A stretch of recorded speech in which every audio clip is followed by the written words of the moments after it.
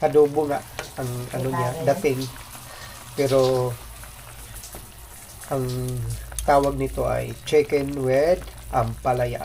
Pwede ring adobo with ampalaya. Di ba ang ampalaya pwede ring adobuhin? So, ganun lang yan. Lagyan natin ng asin, tapos kanyanin para yung kanyang langsa ay matanggal. Ganda kasi ito pag ang ulam nyo lang manok, pwedeng ganituhin. Yan. Yan. Pwede natin hugasan para yung langsa ng manok mababawasan.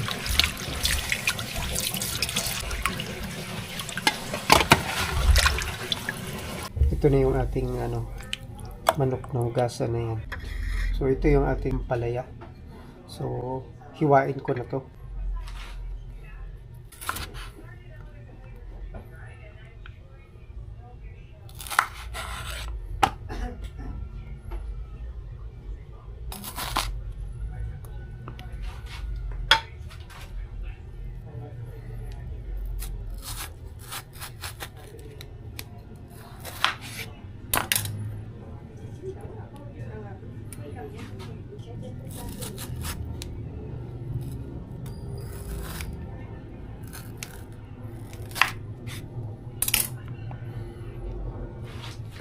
Pakat na natin.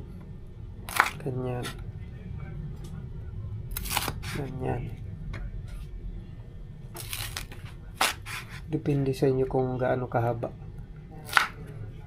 Yan, tatluhin natin. Sa tigin lang natin sa gitna. Yan.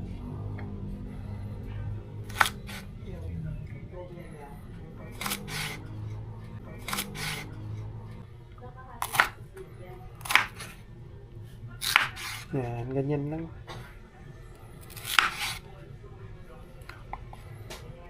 Basta yung bibilhin yung ampalaya, yung sariwa. Yan, mas maganda kasi lutuin yung sariwa. Sa itsura pa lang niya, sulit na. Yan. Ito na yung ating ampalaya. I-fried muna natin yung ating ampalaya.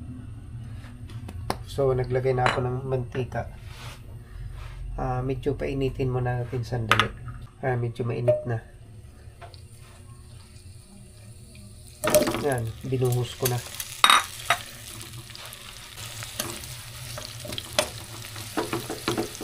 Yan, para maiba naman.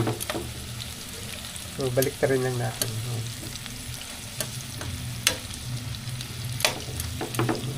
Natin pagluto, lagay muna tayo ng sibuyas. Yan. Tayo lang natin na medyo maluto yung sibuyas, tapos sunod natin yung bawang. Yan, halo-haloin lang natin sandali. Yan, ganun lang para luto siya. Tapos sunod na natin yung bawang. Yan. Tapos antayin lang natin na maluto yung bawang tsaka sibuyas. Tapos isunod natin yung luya. Di ba pag nagluluto tayo ng manok, mga tinola, so medyo malagsa kasi yung manok, kaya pag nilagyan mo siya ng luya, so mababawasan yung langsa. Ayan. Lagay ko na yung luya. Tapos anuhin lang natin. Ganyan. Pag halo-halo natin na dito. So ang ating putahe ngayon ay chicken with ampalaya. Diba may beef ampalaya na luto? Ito naman ay chicken ampalaya. So masarap to guys. Pag kinain mo to, mapadami ka talaga ng kanin. So, gaganahan kang kumain dahil nga pag masarap ang timpla, malasa, diba masarap kumain. Kaya pag nagluto kayo, sarapan nyo na. Ayan. Yung manok pala natin guys, ano to pitso. So pinili ko yung manok na maliliit lang na pitso para para hindi masyado mataba. Pag medyo malaki kasi mataba ang manok, so maraming taba, di ba?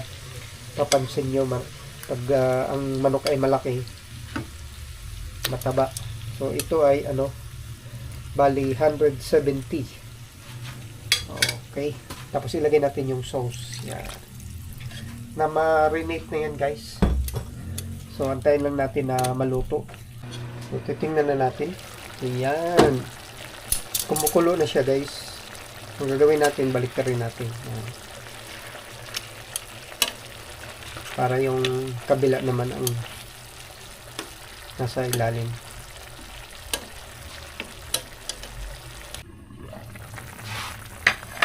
Para mas malasa, guys, ito yung oyster sauce na hindi ko inubos, idagdag natin para mas siya, mas masarap, lalong sasarap pag marami kang ilalagay na timpla. Yan.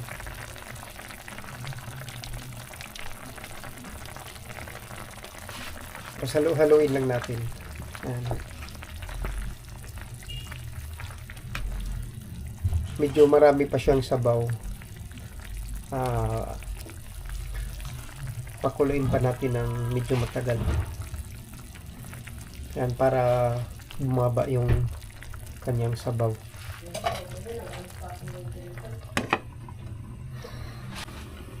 So dagdagan natin siya nito, guys, para mabango. Na dagdag bango yan.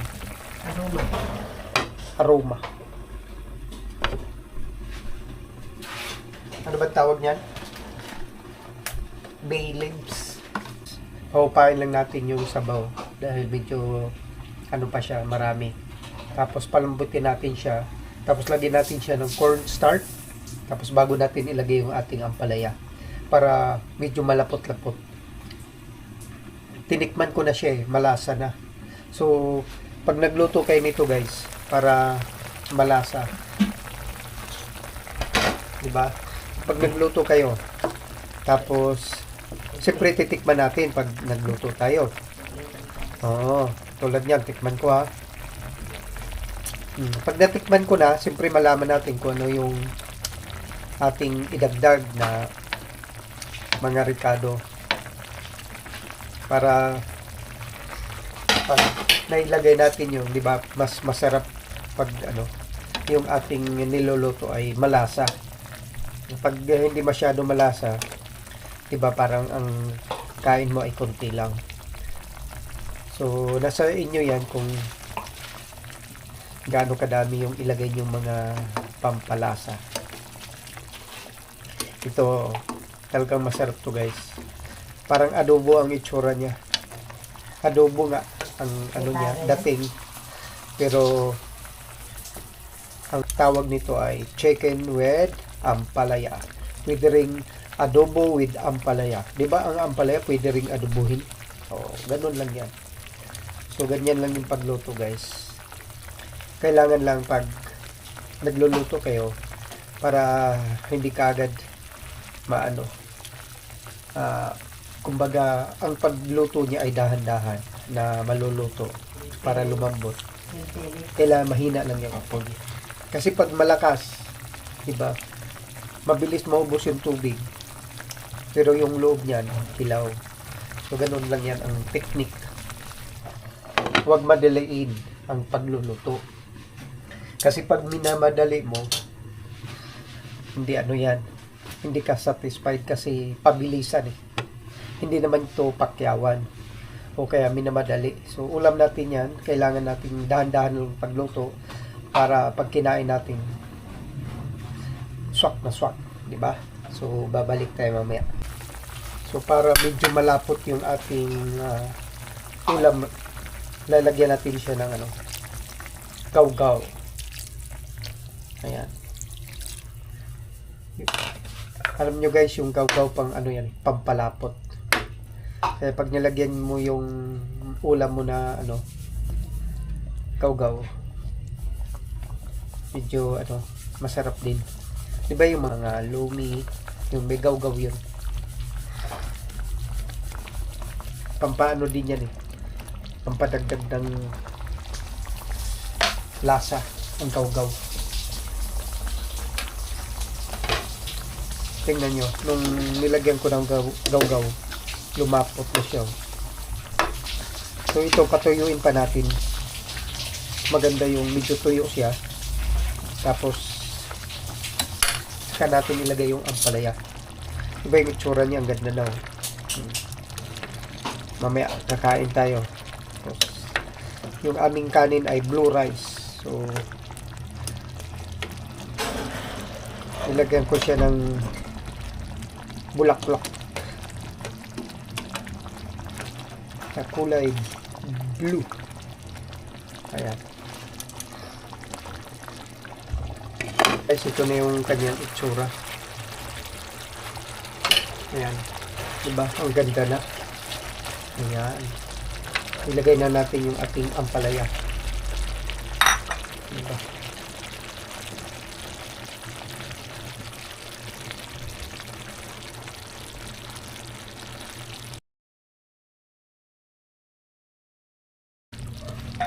So, ito na guys, ang ating chicken ampalaya.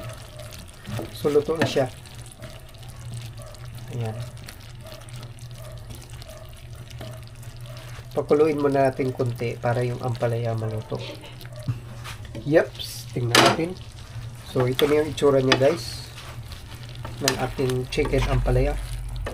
So, masarap na siya guys. Tingnan mo naman yung sabaw, malapot, tsaka ang ganda ng kanyang pagkaluto. Malambot to guys, kasi yung pagluto ko nga hininaan ko na. Ayan. So ano pang inaantay natin? Ayan, ito pwede na tong kainin. Pag ganito itsura niya guys, luto na siya. So kainan na. Ito na yung aking nilutong chicken with ampalaya, kumbaga ampalaya con carne.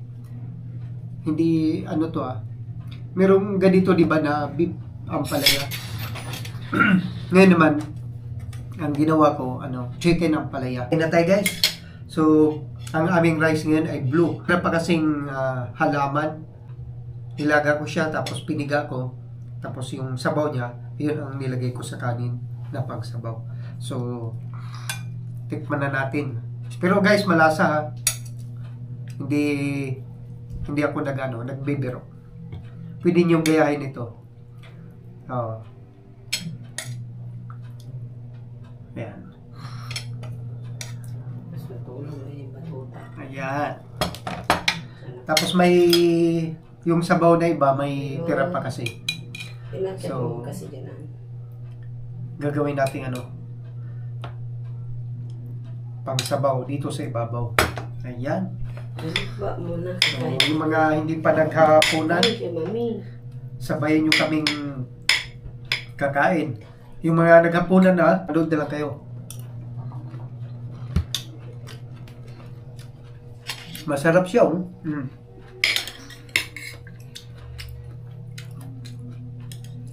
Yung ampalaya, medyo may kunting pait.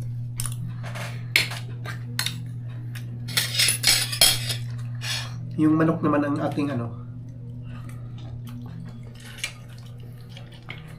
ito ang masarap.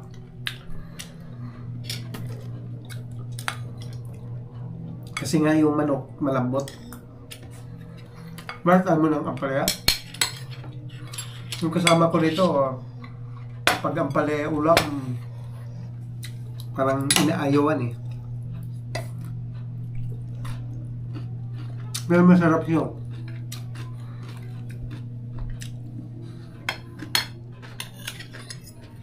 Malasa.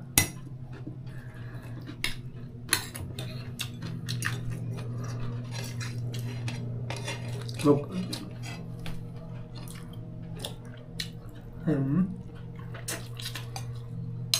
Masarap talaga kainin. Diba sabi ko sa inyo guys, pag ating luto ay ano, malambot, hindi ako kumain. Kasi nga yung sauce niya, pati sa loob ng karne, nandoon. Kaya pag kinagat mo malambot, sarap. Tapos basta ano lang, pag nagluto kayo, timplahan nyo lang ng ano, katamtaman lang. So pag naglagay kayo ng mga, halimbawa, naglagay kayo ng tuyo, oyster, o kaya yung ibang pangpalasa, huwag nyo kagad ilagay lahat. Ano lang, tansyahin nyo lang, kasi pag minsan mapadami ng lagay ng mga rekado, hindi rin masarap eh. Kunti lang.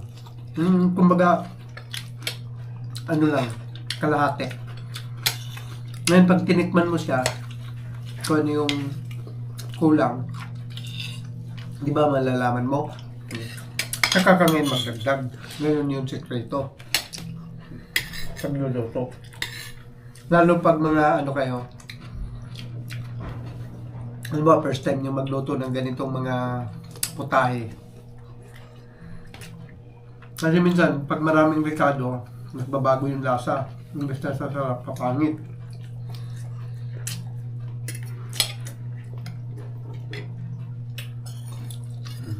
Parang adobo siya, pero ano, ang pagkaiba lang nito, may ampalaya. Diba sabi ko sa inyo, mapadami ka ng kanin eh. Kanina 1 cup lang. Ngayon magdagdag ako. Ito yung sinangag namin kaninang umaga. Sinangag. So yung sinangag namin, lagyan ko ng itlog. Tapos may kunting karne, hotdog, siumay. Yan. Tapos pinimplahan ko na lang. Yan, malasa. Tapos maglagay ka ng ano, yung sa pinaka sauce niya, yung sabaw. Pag nilagay mo kasi itong sabaw, ganyan. Subo mo yan, ganyan. Masarap talaga.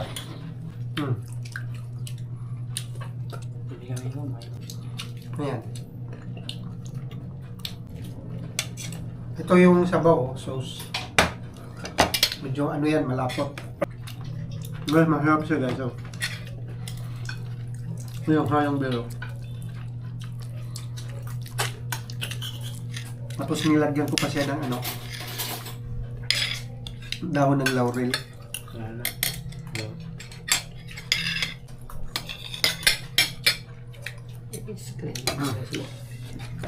Ako kasi guys, paborito ko itong ampalaya eh. Yan. Marami kasing luto din ng ano, ampalaya. Nakakain na yan. Ang tulog na yan kasi nakainom niya ng gamot kaya nantok.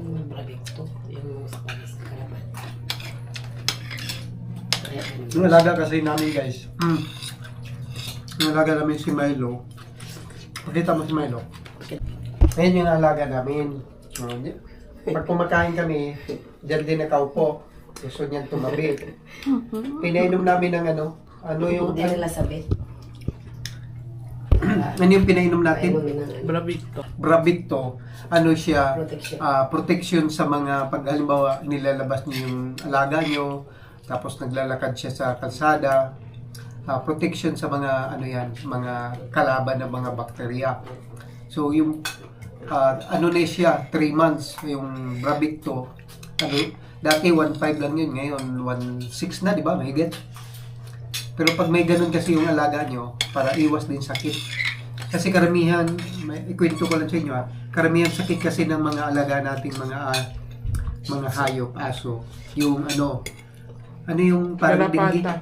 Garapata. So, Blood parasite.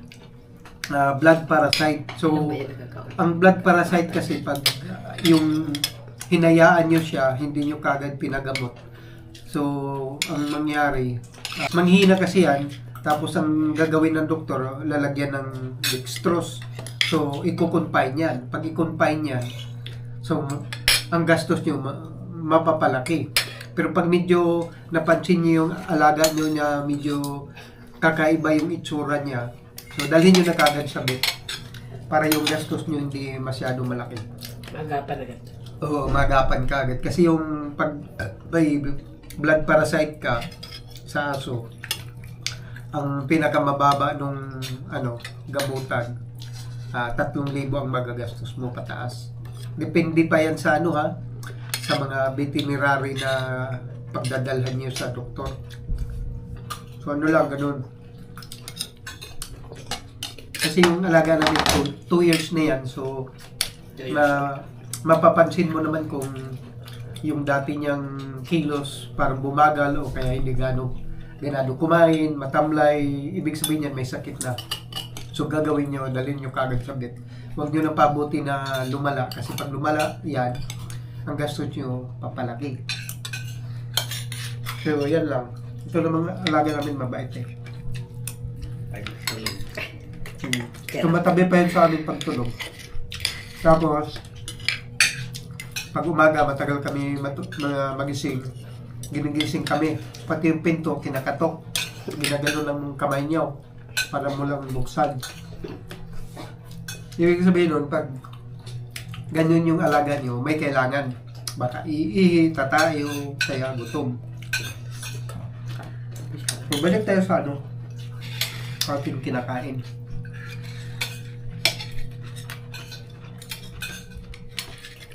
Well, pwede nitong gayahin. Mahirap siya, guys.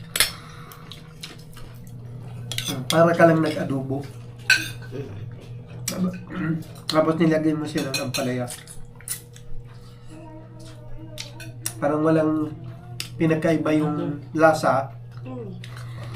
Kaso lang pag may ampalaya siya, parang pag kinain mo medyo mapait-pait konti. Parang hindi niya kinakaw. Nagkaman to, para bumait ka sa akin.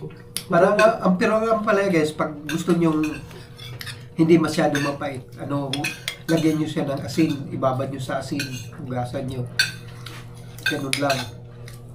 Tapos pag niluto nyo siya, medyo hindi na masyado mapait. Pero iba kasi sanayan lang yan. Minsan napapaitan sila, pero pag palagi ka na kumakain ng ampalaya, parang normal na lang sa'yo. Kasi ang ampalaya kasi napait talaga yan. Pero normal lang yan. Na mapait. Maganda nga ang pagkain. Itong tira namin, guys, ito. Para pa yan bukas. Tanghali. So, hindi ka na magluto ng ulam. Kasi ito, init mo lang, lagay mo sa ref. Ininom mo na ito tubig, be? Awan? Para hindi ka luto ng luto. Ininom mo tubig? Kasi minsan, di ba, pag palagi ka luto ng luto, magastos sa gas. Sabi mo? Okay, magastos din sa kuryente kung ang gamit mo ay electric. O kung gas naman, magastos din. Kaya ang ginagawa namin, pag ulam namin ng hapon, kinabukasan may tira pa yan, lagay lang namin sa ref. So, init na lang. So, hindi masyado hassle. Tawag doon, pangat. Tawag doon, pag pangatlong init, paano pag pangalawa? Pangalawang init. Minsan, pag tinatamad ka, madali lang, guys. Marami namang mga binibintang ulam dyan sa labas. Pwede ito sa kanya. Pwede ka nang bumili doon para hindi masyado nakakapagod, hindi masyado matrabaho. So, yan lang, guys, yung aking i-share sa inyo ngayong gabi. Itong aming ulam na ampalaya with chicken. So, ako po ay nagpapasalamat sa inyo sa lahat ng nanood na ating vlog. Dahil kung nagustuhan nyo, so mag-comment na kayo at i-share nyo. Kaya maraming salamat po sa inyo sa mga nanonood, maski hindi ko kayo kilala, pero nandito lang ako na para humihiling sa inyo ng support, na kahit papano nandyan kayo para panurin yung aking vlog. Maraming salamat po at magandang gabi. Thank you and God bless sa lahat. Babu!